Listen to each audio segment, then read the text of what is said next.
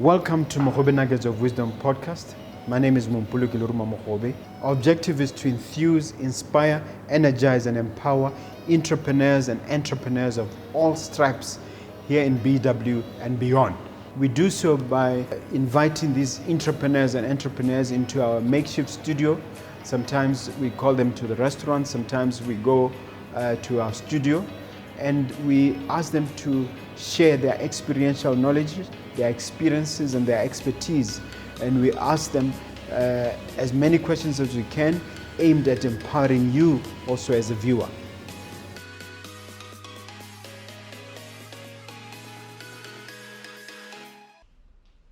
Hello dear viewer, dear listener, my name is Mompoloki Lerumo Mogobe. I'm coming to you yet again with another powerful, insightful episode of Mogobe Nuggets of Wisdom podcast. I do trust you'll love this one. My guest is Mr. Gabriel Mothibedi of Nako Timepieces, and my hope is that he will dazzle you as much as he's dazzled me as we're preparing for this particular interview. Welcome. Can you introduce yourself in greater length, sir? No, thanks a lot, Mogobe. It's such an honor to actually be a part of the Mogobe Nuggets of Wisdom podcast. And my name is Gabriel Mothibedi. I'm actually the founder, managing director, and chief designer and engineer at Nako Timepieces. Okay. Tell us a bit about the academic side, background, the vocational side. I'm actually 3/4 through my doctoral studies in design innovation policy, and then I started my bachelor's degree in 2003 at the University of Botswana, where I studied industrial design, which is basically consumer product design or product engineering. It was a 5-year program where you go through BSc general engineering, and then you go into now design engineering of the actual products. Afterwards, I then joined UB as a staff development fellow, and then I later went and started my master's in communications design. That was more to do with strategy, to do with innovation studies, to do with applied creativity and stuff like that.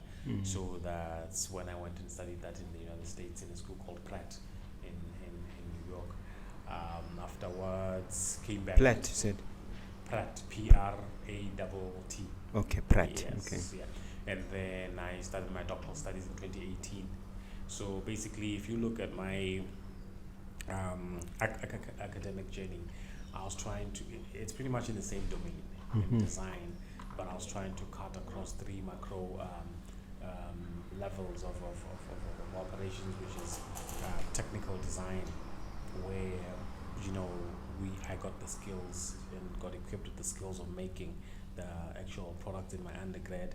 I moved into design management and now into what we call design leadership, because it has to do more with decision making, with policy for design and about design. Okay. When do we start calling you Dr. Mothibedi? Well, soon. Yeah, soon.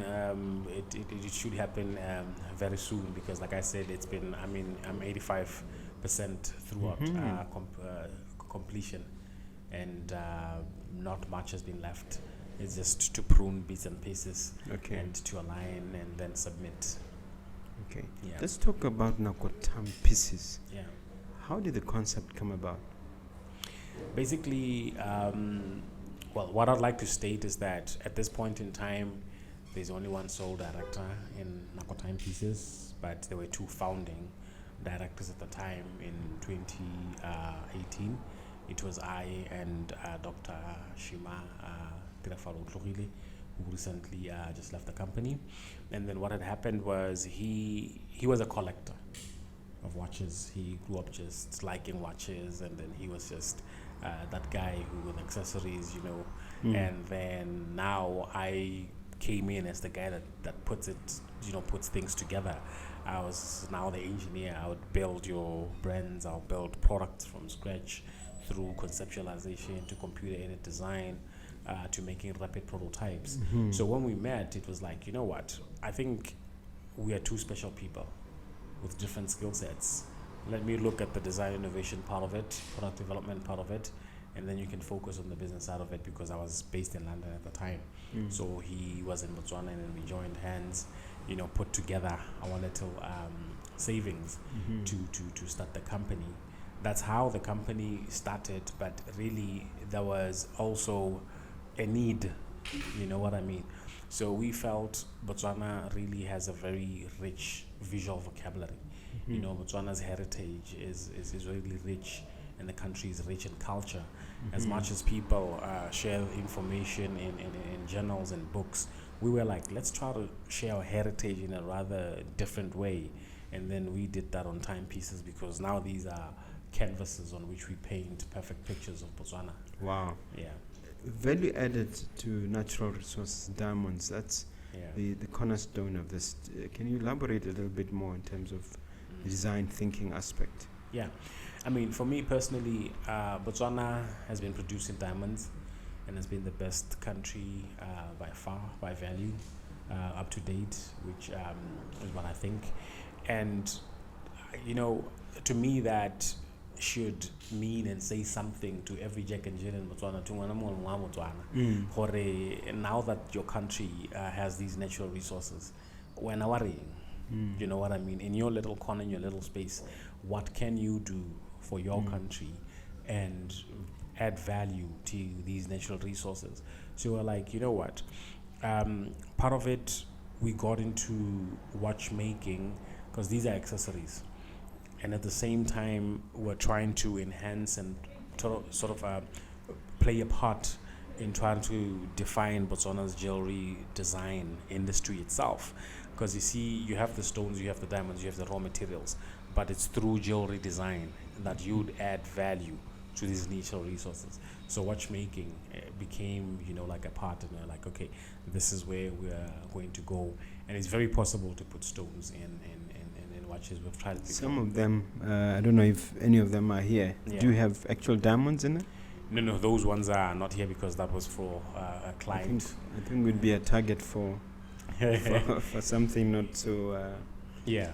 I mean, you don't want to be wearing a diamond, but you have made diamond encrusted watches. Yeah, I mean, we have clients not only in Botswana, but because what happens is we design our own products, isn't? And also we design bespoke products for corporate clients and for just clients in the world. So that if you have the money and then you want, like, say a watch with 32 diamonds of carats of your choice, you know what? We sit down and do it. Yeah. Okay. Cowhide, still from a raw material standpoint, what do you have to tell us about that? What role does it play in your design scheme? It goes back to culture and tradition. Yeah, Motswana le ngwana Motswana, of which Motswana ke morua kgomo. And then Tatahela, basically, if agriculture, especially farming, cattle, is a bigger part of society, Botswana, from time immemorial, obviously there needs to be some type of industry built around that and value added, not only through BMC and meat, but byproducts as well, because there's cowhide. And then how do we process cowhide and make sure that we get other products out of home? These leather straps are products of For instance, cowhide. this one. Yeah. It's original from Botswana.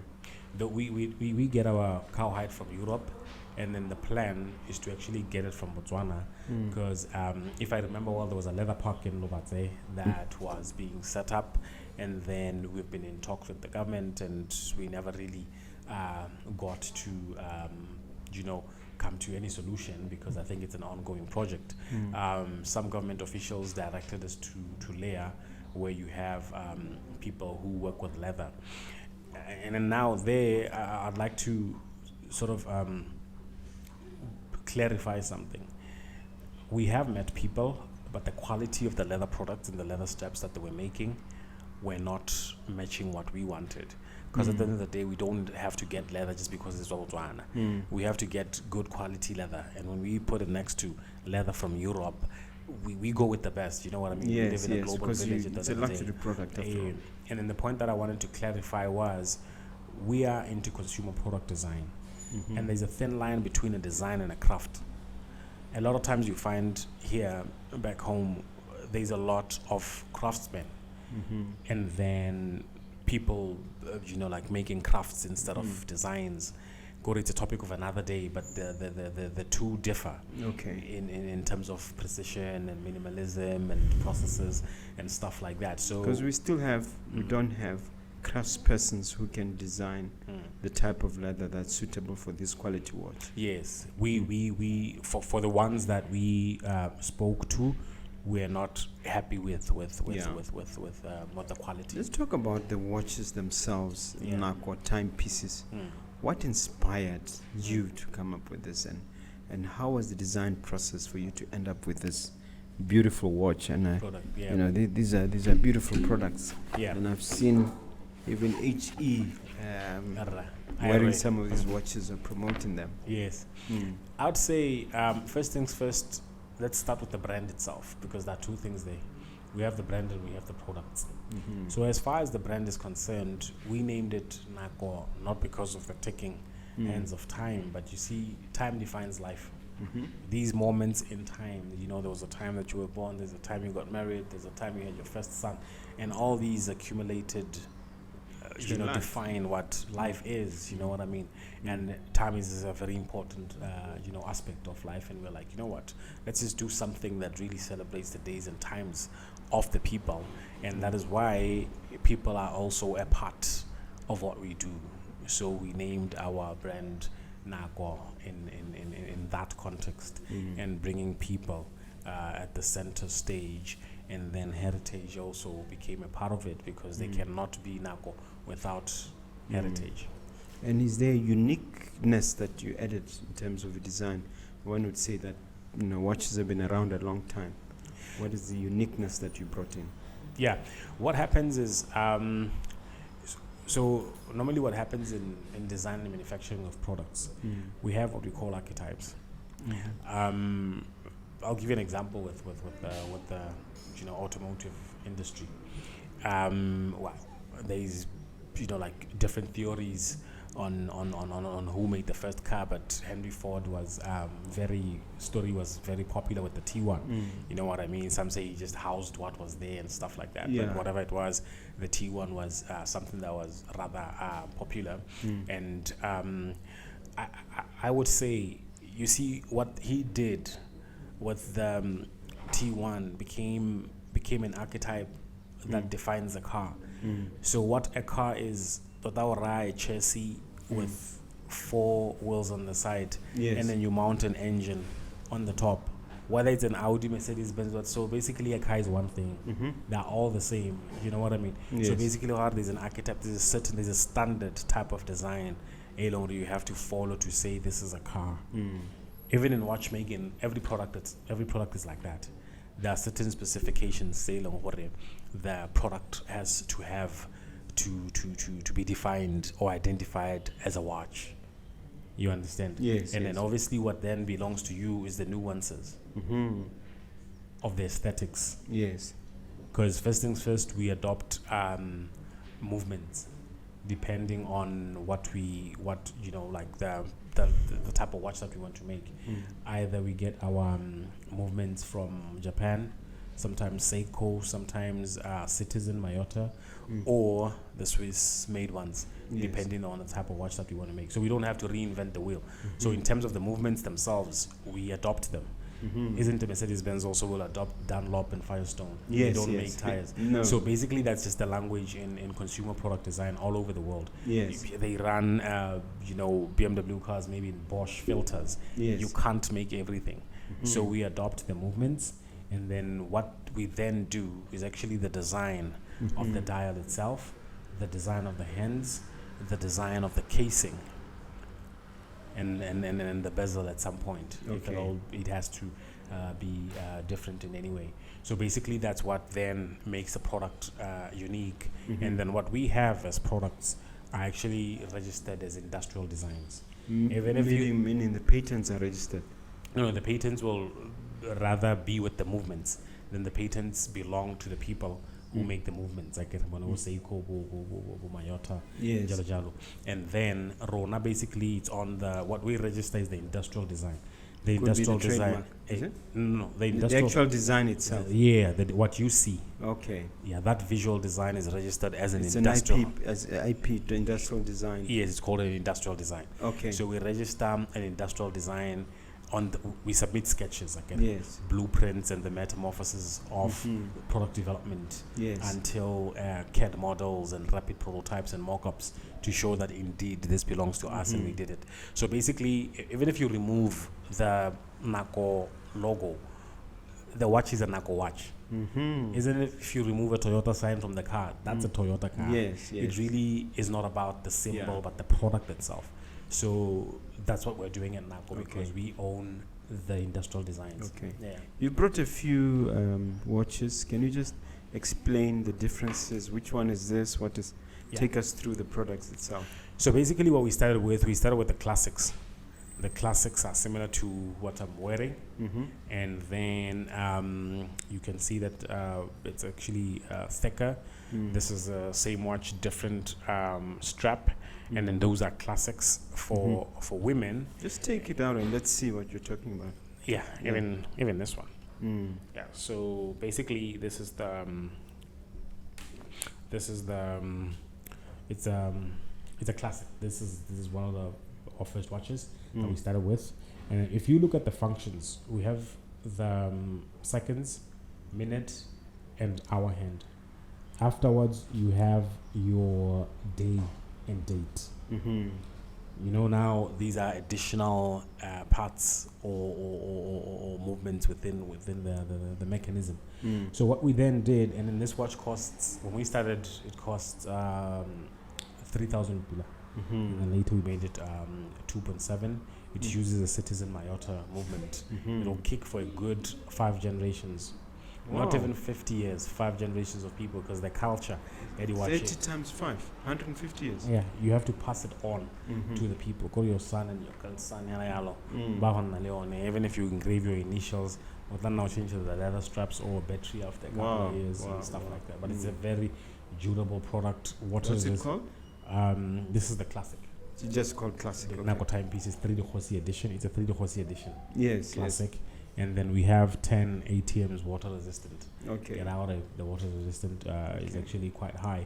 And then now, because these ones were at 3,000 pula for men and 2.5 for women, you know, we had like a demographic profile that couldn't afford. You know what I mean? Some people couldn't afford. The watch culture, like I said, is not as big in Botswana. Part of what we're doing is to cultivate Yes, to that educate the culture. market. Yeah, over time we'll get there. And then some people do have the money, but hella they wouldn't part with 3K for a watch. You know what I mean? So there were different factors, and we're like, you know what? We need a 3 Dikgosi edition, but rather affordable version. That's when the slim line came. You know what I mean? So the slim line basically is pretty much the same. It doesn't have one. a date. It doesn't have the date. It doesn't have the day. It doesn't have the seconds hand. So it only has 2 hands, the minute and the hour.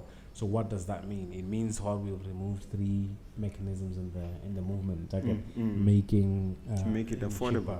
And then we made it thinner, meaning less material consumption. Yes. Basically, this is what we do in product engineering. It's our product optimization.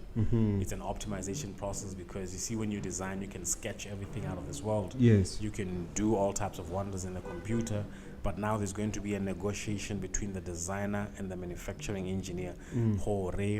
What type of technology is available, technical know-how, and machinery, you know what I mean? So you get on iterative process of negotiating and changing to be able to manufacture a product. And that process, obviously, it's specific to every plant. If we Tell change us about these other ones. They look Yeah. different. Yeah, basically those are the classics for women. It's the same Let's watch. grab one there. Yeah. So basically, this is the classic Marula Retro. So it's the same watch, pretty much. as this one, but Gyabasad, it's for Yes. women, and then it's not really like your smallest size. It's a boyfriend's watch. Yeah. Yeah, you know what I mean, and thick as well. And this was our best selling, basically in the first edition. These are the ones that we started with. In 2017. 2018. 2018, I beg your December to pardon. 2018, 25th October. Yes. So these are the ones that we started with. Afterwards, we then went slimline. I get slimline. It was more to keep the durability, same durability, but to make something that's rather affordable. That is where now the slimline came in. So this is basically the female version of this. Okay. For Banana, we just had the blue straps, and then this one we had the red and the purple. Yeah. And these are the ones that really sold. There are two types actually. They sell in Botswana or in Europe? Everywhere in the world, basically. So we have this as the ruby red. Yes. And then we have the white on red and the red on red. Okay. And then these ones are 1.5. Okay. A very durable watch, still quartz mechanical movement. So from where is Citizen. where is your customer base at the moment? You know, since we have a corporate division, we get a lot of corporate orders. Corporate orders of the products that exist, corporate orders of bespoke watches where we design, watches for a certain corporation with the specs that they want. So that's where, like we make most of our money. Afterwards, we have Botswana in Botswana. We have Botswana and Africans in the diaspora. And the reason why we managed to penetrate, like I said when we started, when we started, I was based in London. Yes. So we had an office in London at the time. Yes. And then before London, I was based in New York. So we have an office with a partner, who's citizen of the United States.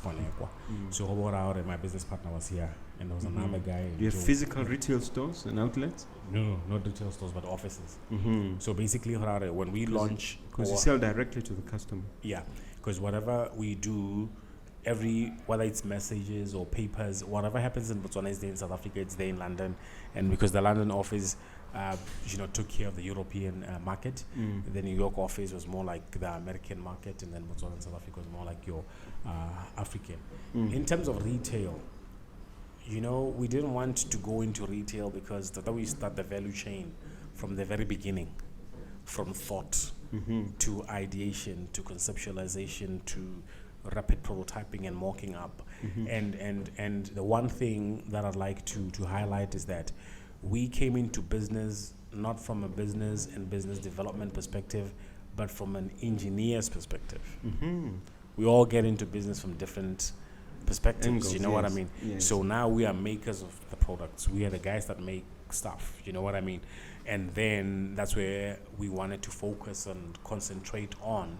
And then we're like, you know what? We have outlets, we have big malls, and then we even have local people. Botswana, they have local stores. Why not sell with them?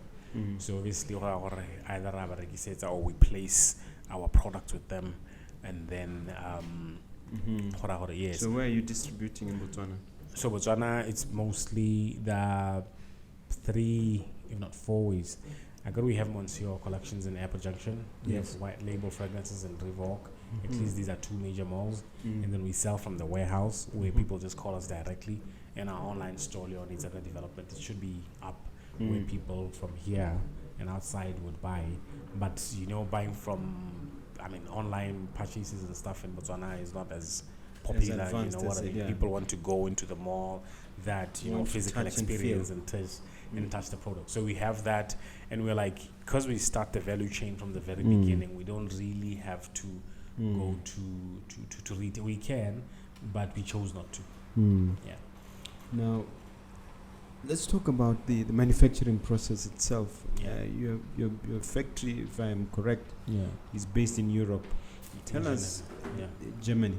In Geneva. Geneva, yeah. Yes, Switzerland, yeah. Tell us what considerations came into play and why you don't have a manufacturing plant in Botswana. Yes. Okay, here's the thing. First things first, let's understand that design and engineering are 2 different things. architecture and construction are two different things. Yes. So an architect is a space designer, and Mary and Roberts, those are engineers who erect these structures. You know what I mean? But these people work hand in hand. So basically, if you understand that process, you would know what a product designer does versus a manufacturing engineer. So whenever you go through product development, conceptualizing, like with your sketches, I would come up with, say, 800 sketches by hand. Wow. When I develop one product. That's a lot. Yeah, that's a lot. And then from there, if you want the best design, and if you want to be a good designer, stay away from the computer. Use your hand. Afterwards, you digitize whatever you've chosen. And then CAD modeling is similar. We move into CAD, surface modeling, and solid modeling of the products, which is computer-aided design. And then what we call a general assembly drawing. General assembly drawing is what I plan and do, and then there are symbols. Just like a house plan. When an architect has made a plan with pages, with all the views, orthographic projections, and then with symbols. Anyone in Asia or anywhere, they would understand the engineering language. So later on, now we have the same thing. So we have all of these. After that, with the rapid prototypes and mock-ups. So we do rapid prototypes and mock-ups with 3D printers. We take everything and then send to Geneva. And in a box, 3D printers. Okay, you just courier them there. Because what you need when you send a product for manufacturing, you have to have a complete portfolio. I create your sketches, is your dimensions, material science, what type of screw do you want, what type of crown do you want, this steel in there, what type of steel, the measurement, the type of glass, is it hardened, is it crystal, how do you want your leather to be processed and stuff like that. I mean, that's what we do in engineering school. Part of it is chemistry, really making glass, making stainless steel from iron and stuff like that, calculating what type of amounts of oxygen to put and stuff like that. So we actually do all of that, and then all these specifications in the product portfolio, and then when you hand to the manufacturing engineer,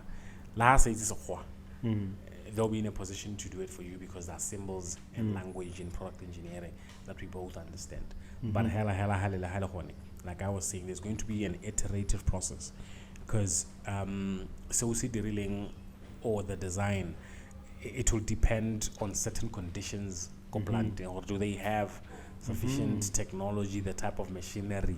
Some people. I was going to ask you how you picked the engineer, the actual manufacturer. How do you pick the process of deciding who to go to? It's I've been designing products all over the world for as far back as about 2003. So Mohammed comes from affiliation Stable World Design Organization, which I'm a part of. I've been a part of that for years. I've been a part of like your same thing in Africa, and basically it's that's just my world. Yes. Also, how I want to the now chief design officer of Mercedes-Benz that makes these Mercedes-Benz cars.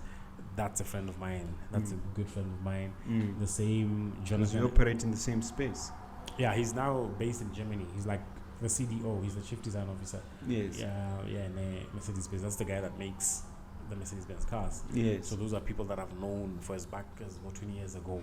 Before I'm positioning here. Bonabo Johnny Ivy. I agree he's back now in the UK. Johnny Ivy was chief design officer of Apple. Okay, known under these products. Those are people that I know personally from conferences, from they will come to our schools. I was trained in the United States. I was trained also in the UK. So it's more like networks. Yeah, and again, like I said, for really all my life, I've been in this domain, and I know almost everyone. I know people from Toyota. You know what I mean? I know the guys at Sony. So it wasn't difficult to choose Geneva? Because I knew where to go. I know who to go Sony. I know who to go Philips Design. I know who to go. You know what I mean? So it's obviously even through education. These are case studies that you study. You study renowned designers. you study. There's a tendency or an expectation that for something to be manufactured well, if you're a Motswana, it has to be home, where you have greater control. But from what I'm understanding, you don't have to be physically present to have control.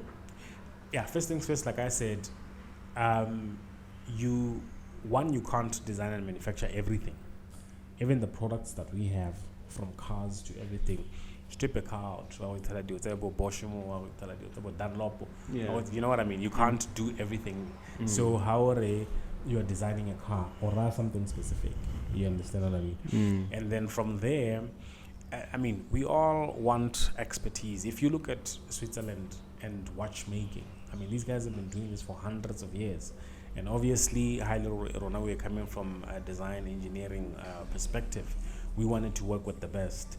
And obviously, for some time, but the plan is to get our raw materials from Botswana and move assembly lines to Botswana, at least to empower Botswana and then drive and enhance industrial development through watchmaking in our homeland. But the way things are, it works for us because, economies of scale.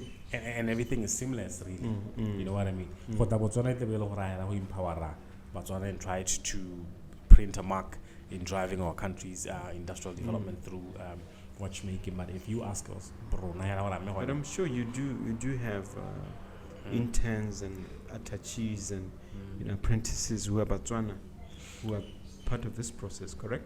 Yeah, because I joined UB 2010, so it's been over 10 years teaching go UB. It's been over 10 years teaching in United States universities and European universities, especially in the UK. Has been about 4 now. So I have people I've taught in all these places. So that'll be automatically they just become my mentees. We're always in the loop. They pass their projects by me. You know what I mean? They set up that little things, and when I want to work, they don't have to come here. We work remotely. I agree, it's the time of the Internet of Things. Yeah. And for the IR. Yes, indeed. Yeah, it's a buzz thing. And some of them end up working for the company. Yeah. What I like to empower people. Even if you have your little setup there, don't come here. No. Let's just offer it as a third party. You know what I mean? Okay. Yeah. Brand Nako's objective is to commemorate and celebrate the significance of the 3 chiefs. You've already mentioned that. Yeah. Things like Botshabelo, Bokhaka. Can you just speak to that and why the 3 chiefs are central to some of your design efforts, especially one of your biggest products? Yeah. I think, like I was saying, every company has a brand philosophy. I'll give you an example of Mercedes-Benz. Their brand philosophy, essential purity. You know what I mean?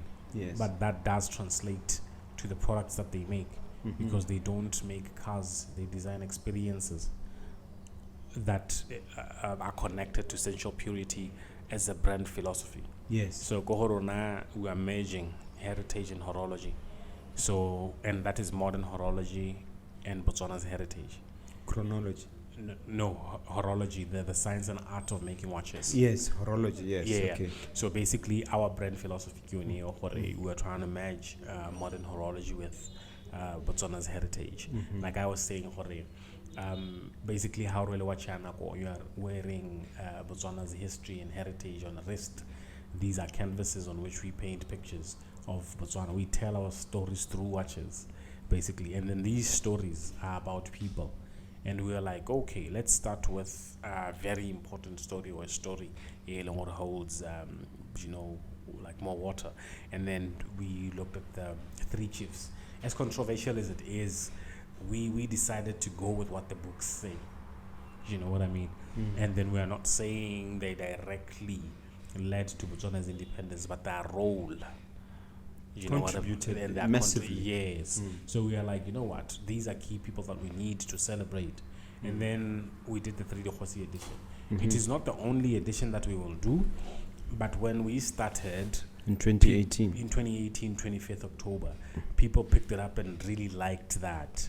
And then you're like, you know what? When something works for you, it's a change because people still want to. Babi said the t-shirts, sweaters, Dikgosi, you know what I mean? Yeah. So that started, and then we were like, you know what, this story is actually central to the brand, and it's still working for us. So that's why we did that. And I did mention earlier that the brand is human-centered. At the end of the day, we put people at the center of our brand. That is why watch heritage is a part of it, and you can't talk about heritage and leave people out of it. Not only are we going to talk about people, we do celebrate the ones that are living.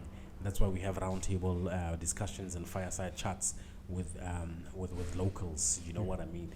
By now, we are telling stories of Botswana and the things that Botswana are doing to the world. Right. You're still sorry really about that. Explaining horology and tying it up to the three chiefs. Yeah, I was saying, you know, that boils down to our brand philosophy.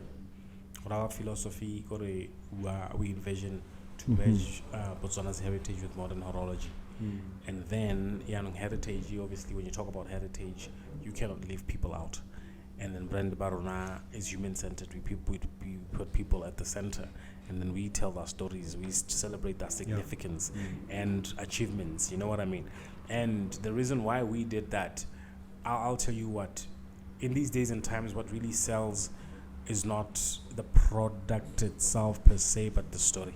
Storytelling is key, and then Rona visual storytelling is at the center of what we do. Go now. Okay, the inauguration of His Excellency President Eric Masisi took place in 2018. Yeah. And you have some thoughts about how, because I see that you appear in advertising, some of your advertising here appears in it. Tell us about that event and how it played out in your strategy, especially your marketing strategy. I'd say it boils down to people, like I was saying, and then you'd find that he did mention, if I remember well, in his speech, that we really are lucky to have forefathers and founders of this country who actually did things in a certain way. And then some and part of those people, one of the three chiefs that we are talking about, in the same speech, if I remember well, he spoke about poverty and unemployment. Part of what we're doing. Like I was saying, employment creation is part of saying all the last year. COVID came and then disrupted a lot of things. Disrupted quite a lot of things. He even had stats of unemployment, especially of the youth. You know what I mean? So design and creative arts, well, they have always been there, but in this side of the world, it's more like emerging sectors of the economy. And then obviously to seek employment, to create employment opportunities, we need to look at these erupting and these newly surfacing sectors of the economy, inclusive of creative arts and design. Okay, so that inspired you to actually approach him, or what? Part of it, because that's what we discussed when we got to his office. Our discussion was actually based on that, and obviously this works Kanelano. He's at a leadership level, policy level. They'll draft these, put them in place, but he's not the person who's actually going to execute. So obviously also on the correlation, and then now alignment with the people that are on the ground to actually drive, especially with regard to the national transformation strategy, to drive these objectives. You know what I mean? So can I relay everybody on the ground, every entrepreneur should actually look at these reports, national development planning, industrial development training, transformation strategies, beneficiation strategies, all of those things. Okay, fine, which is what I made mention of earlier. With our country being a diamond producer, what am I saying? What's my role? What's my little 2 cents there in my little corner? Which takes me to your national transformation strategy. Recently, he's been talking about the reset. You as Nako Timepieces, what are your thoughts on both these, policies and concepts? I think those are beautiful because it's all. For me, the way I understood it, it's pretty much about mental attitude. Our ways of thinking and our traditional ways of thinking really need to change, because now we can't survive that way. We live in days and times that need new type of thinking. You know what I mean? We really need to be a bit fluid at mind and creative, divergent at some point, and start to look at the world differently. Our outlook to life has to change, and then that has to come through auditing, obviously, the self, and a personal analysis to see how am I in my little corner going to make things better for my country, which I think it's a very good thing, because we can't adopt olden ways and olden models of thinking, you know what I mean, in these days and times. We really can't. We can only survive if we change the way we think, our outlook to life, and then the way we do business, because the traditional models, the world and globalization have run those things redundant. Well, HE is not the only prominent person appearing in your marketing material. I see the likes of Common, and I'm sure there are other celebrities. What is the deal with Nako Timepieces and celebrities? It still goes back to our philosophy that connects what we do to people. We can be selling watches at a product level, but over and beyond that, we want to celebrate the achievements and the stories and the people. And then if you look at brand Nako, yes, it's a Botswana brand founded in Botswana, but a lot of times go by extension Africa, because as much as we're within Botswana, yes, we're an African brand. You know what I mean? So those are things that we do, these roundtable discussions and fireside chats with these people. Or part of it in brand awareness from our end, brand awareness and getting our brand. Are they sort of like people. Influencers you pay to appear? Like I'm interested in the one with Common, because I've seen it even recently. You know, interesting enough about that man, he'll tell you things about Botswana that you don't know yourself when you come from this country. Really? Yes, that's how solid he is. Yeah, because he's a conscious rapper. He comes a long way. Common was there in the 70s, and that was when rap and music was meant to change lives. That was, art that was meant to drive, certain, change in humanity and add value to the capacity of the people. So I would say, as much as he's one of my favorite artists, I just reached out and then told him I'm from Botswana, and then we're like, you know what, just come to my show. And then we spent pretty much the whole day and the evening until so we were talking about Botswana, citing songs that where he spoke about Botswana and stuff like that. And I would say to us that was, the mileage was big. In terms of not only here but even in America, and Is he a brand ambassador for Nako Timepieces now? No. He's not a brand ambassador. Maybe not formally. Not formally, but we have plans. We are working on something that is still mopoto with him, because now your recent appearance with him, I think, is it a month or two ago? What was going on? Basically, that was a picture that was taken, was it last year or something like that? Oh, I see. He was launching his Let Love album, and then Rona and then he came to the UK. So we met him there, and then we just had this chat about our brand and what we're trying to do. And obviously, like I was saying, when you start, you have objectives. Rona, that our objective when we started in brand awareness, people have to know about this brand globally, and consistently, repeatedly, we'll be taking out messages to make sure that there's a message go bato, and then later that will build loyalty if you're consistent and the products are good. True, consistency is key. Yes. And in terms of size, how big is Nako Timepieces? How many employees? Market capitalization, if you are willing to tell us. How is it doing overall? It's doing quite good. It's doing quite good, because like I was saying, we have products that we design and manufacture, sell for ourselves to selling all over the world. We ship all over the world, and then we have corporate like orders. Yes. You have people who would buy it when people will come, but we want 50 of these, we want 70, when we want 500, so we want 6,000 units, so we want the 10,000 units, so you know what I mean. So yeah, so it's that in terms of the returns on design investment, we're actually quite good, and I would say hopefully profitable.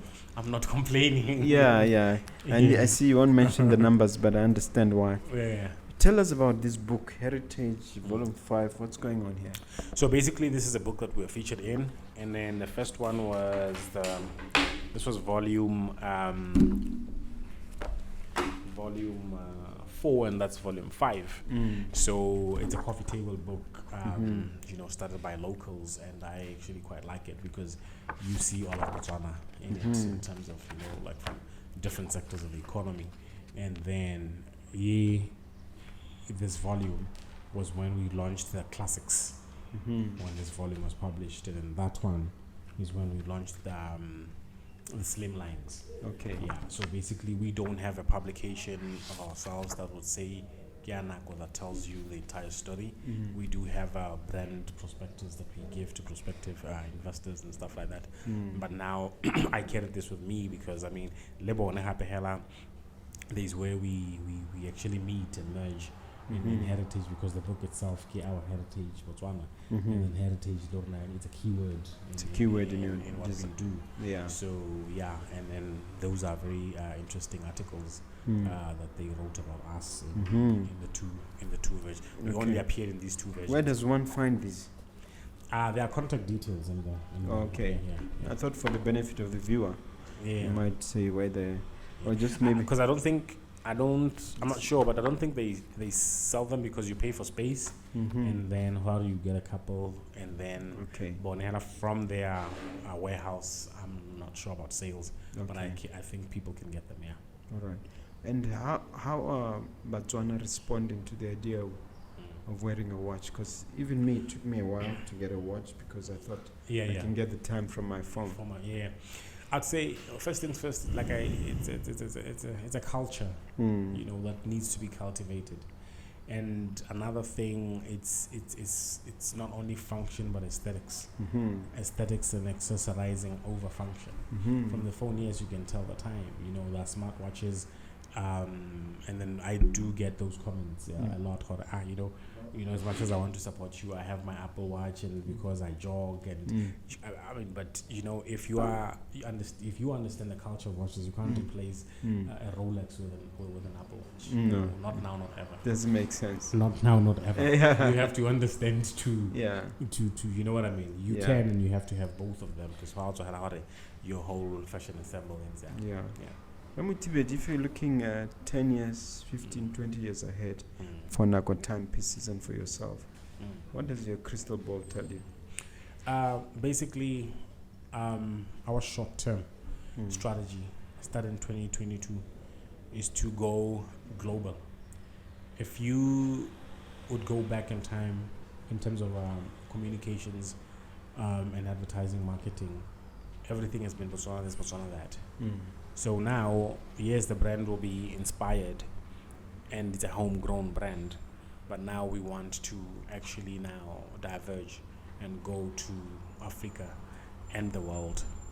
And then you're already in London, you're already in New York, you're already in Geneva. Yeah, as a Botswana brand, you understand. But now the perspective is actually to have a strategy that sort of places Nako as an African brand. You know what I mean? Country branding is important, but I'll be honest with you, what it did, it made Botswana proud.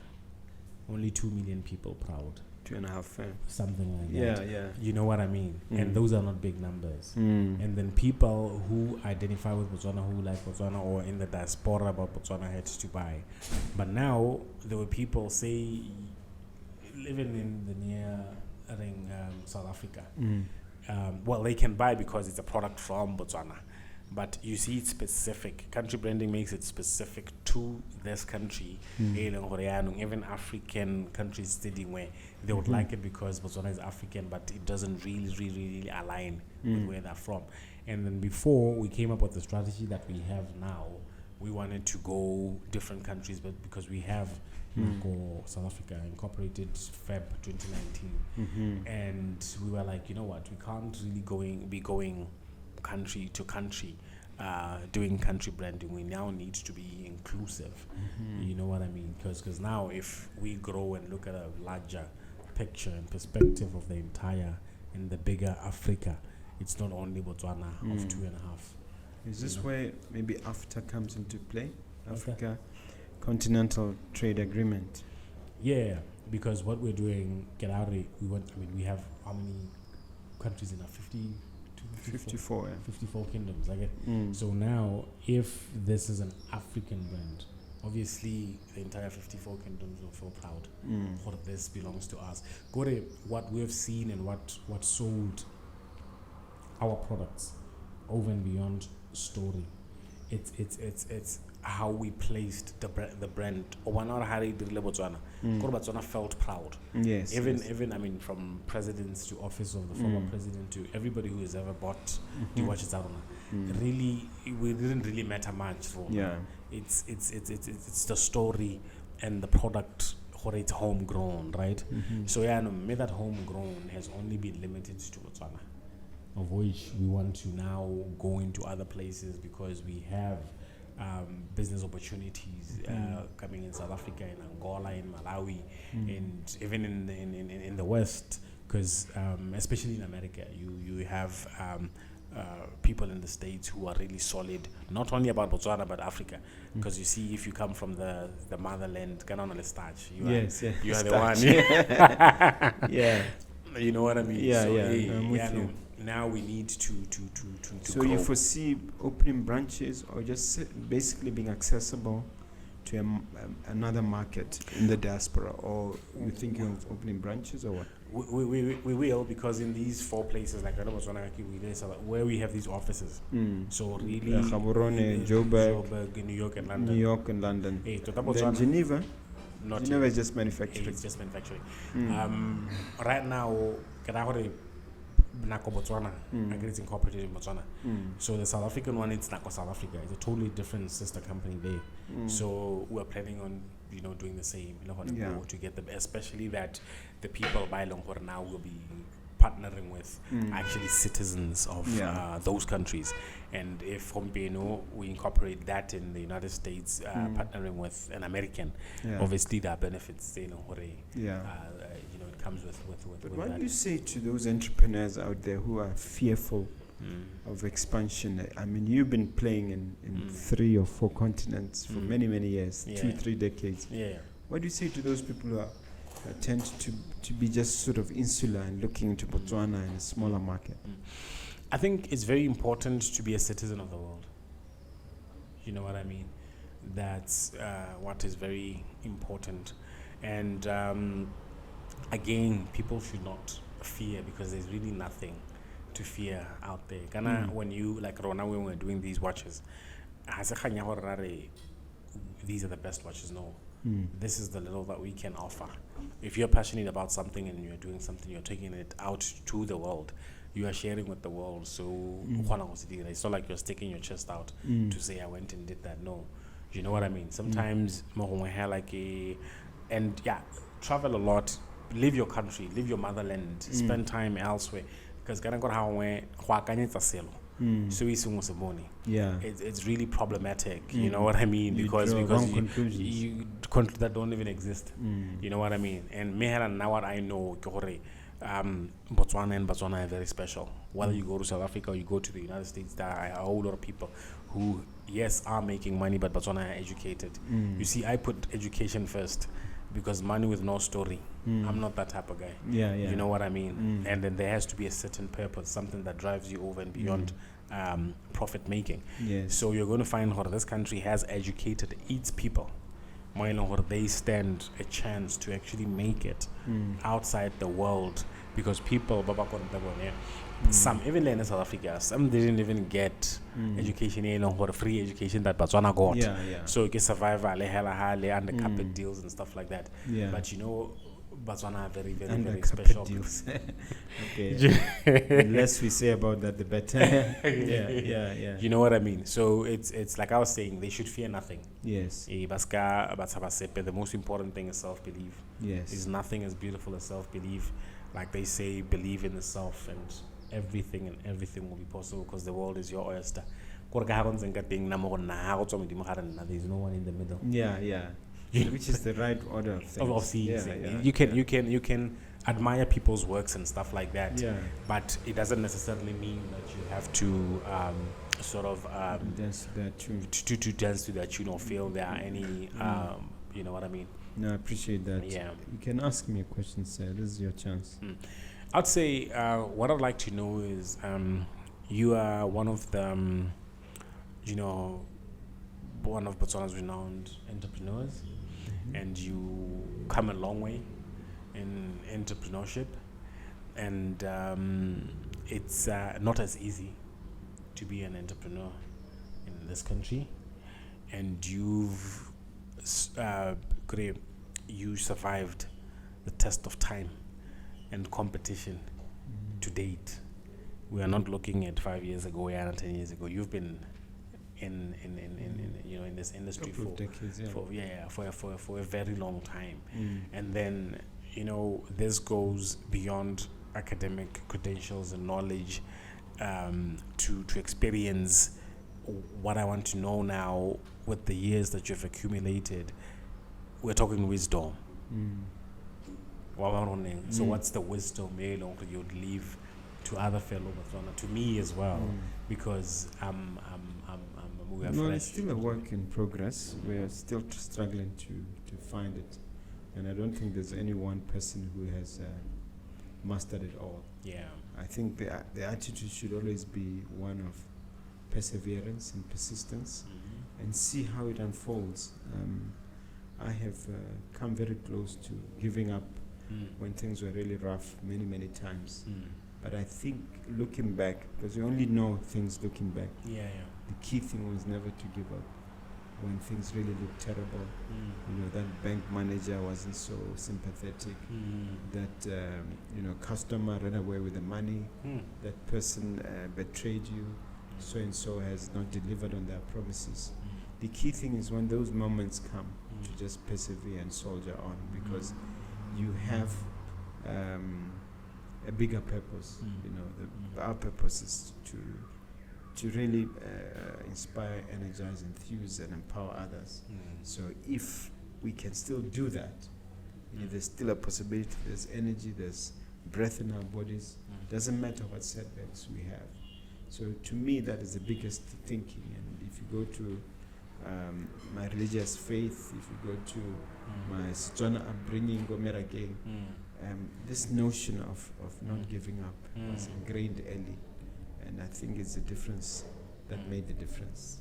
It's really what counted the most. So some of what you've been saying, you had this vision that you've had 2 decades ago, which you implemented a decade ago, and you hung on it, you executed 2018, and look what you're doing. And you traversed 3 or 4 continents. I can learn a lot from someone like you. And I think this conversation should carry on even after this. True. Yeah. What I like and what I picked, correct me if I'm wrong, it's it goes back to mental attitude and personality. Yeah. In short, if I sum that up, yes, you are talking about a certain attitude that you need to really have to and so they say success really is a measure of perseverance. It's not a measure of talent or skill or whatever. Absolutely. So basically, successful people are strong people. People that stood the test of time and competition and against all odds. You know what I mean? When things don't work your way or they work against you, you still rise. You know what I mean? And it's not the number of times you fall, but the number of times you rise. You fall face up. That camera say we're running out of time, and thank you for summarizing so beautifully. Yeah. Leave that viewer with a word of inspiration and motivation. And also at the end, tell them where they can get a watch and interact with you further. Leave your contacts. Yes, basically, go Nako Timepieces. We have our products from the warehouse. We are selling also white label fragrances in Riverwalk.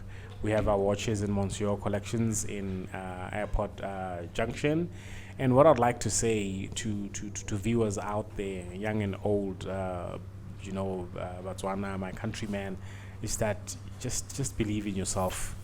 Whatever you are passionate about, whatever you want to do, put it in place. Put aside the doubts, put aside the fears, because there's nothing that beats self-belief. And just know that the first step, the job is half done. Thank you. Okay, and do you, on social media, how do they reach you? Or Yeah, basically on social media, we have Nako Timepieces on Facebook, Nako Timepieces, Instagram, Nako Timepieces, LinkedIn, and Twitter. all right, thank you very much. You've been a great guest. You've Yes. done a wonderful job. Yep. Thank you. Thank you so much. All right.